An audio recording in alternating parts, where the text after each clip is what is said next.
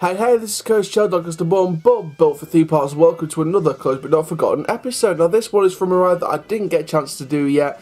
I never got a chance to do it in that form, but I haven't done the actual experience as of yet, as it is now. And you probably guessed by the title, it is, of course, Professor Burp's Bubbleworks / Imperial of the Bubbleworks / Bubbleworks at Chessington World of Adventures Resort. Chessington, very high up on my list of parks to do in future. I haven't yet done it, so it'd be interesting to see what happens when I go to Chessington in the future. Now, the ride was created as part of a second phase to regenerate Chessington Zoo into a popular theme park. And of course, in 1990 saw the birth of Transylvania, produced of course by the legendary John Wardley, which of course included the Vampire and Professor Burp's Bubbleworks.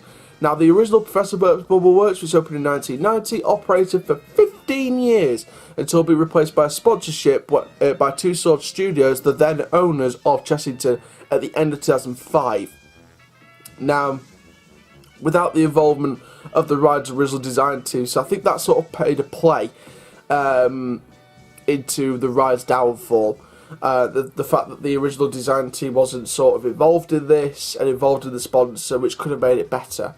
Now, several of the sets and props were recycled, modified and repainted, and almost all the animations were removed or made static. Now, in July 2016, Chessington announced the ride was set for closure and that the factory was under new management. And of course, September 2016 was closing date. Was the closing date of Bubbleworks. Many people were there. I unfortunately wasn't, but I did see the footage. It was very, very sad. Even though I haven't experienced the Bubbleworks, I read about it. I studied it. I studied the Bubbleworks. I'm a theme park geek. I will study rides until I die. But it was fantastic. And of course, they said that it would be repurposed for a new dark ride in March 2017. Now, of course, the new ride became the Gruffalo River Ride Adventure, and of course designed by Merlin Magic Making, who had no involvement with the original creation of Bubbleworks. And this was the ride's second refurbishment after the 2006 Imperial leather sponsorship. And they subsequently announced the development license to the Gruffalo franchise will replace the original theme. And of course, that was mixed. Met with mixed reviews. Some people were happy about it. I think some of the coaster enthusiasts were quite angry and sad at first.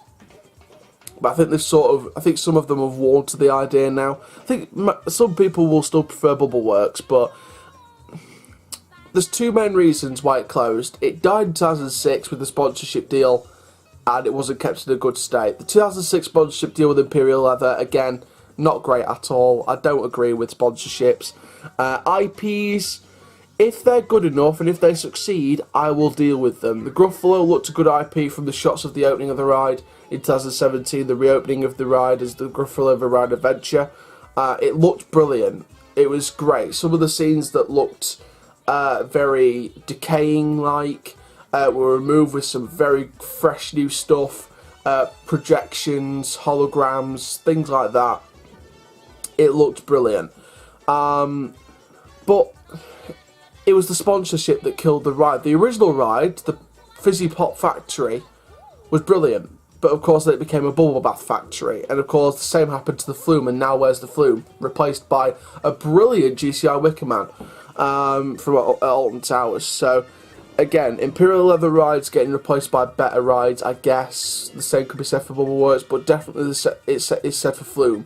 Because Flume was alright, but Wickerman is, like I said, Wickerman is my joint top coaster with Nemesis. I can't even separate them. I've got a joint first, and then I've got Swarm in second. So, again, I think it's going to be... it was interesting at first, because Bubbleworks was a historic ride. And of course, it was one of the rides that brought Chessington back from the dark times.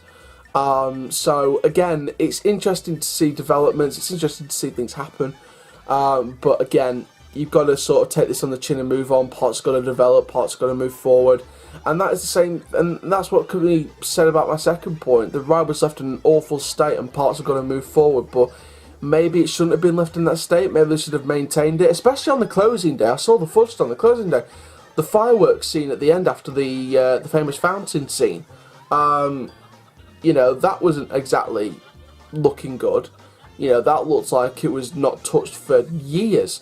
The fountain scene, before you went into it, the bath time sign was removed. They should have kept these things for the opening day so it runs as good as it did on opening. As good as it did, or even if not better.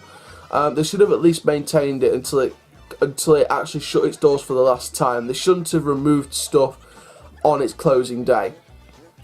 That's my opinion. So Bubbleworks was treated poorly towards the end of its lifetime. The sponsorship killed the ride in the first place. People say it closed in 2016. People will probably say it closed in 2016. Why are you saying 2006? The ride died in 2006 because sponsorships took over and the ride became lower rated compared to other water dart rides around. So again, you could sort of take both sides to it, but in my opinion, Bubbleworks was destroyed in 2006 with the Imperial leather sponsorship. A really bad move for Chessington in the long run. And of course, when the sponsorship was moved in 2014, and of course, they had a couple of seasons to sort of operate it just as Bubbleworks with no sponsorship, but just left in an awful state. So the sponsorship killed the ride for me. So there we go. So that's the episode of Closed But Not Forgotten from Bubbleworks at Chessington World of Adventures. Make sure you like, comment, subscribe, and click the notification bell so you never miss a video. For now, my name is Coach Chow. Keep living the coast like dudes, and I'll see you guys in the next video soon. Take care. Have an awesome day, my friends.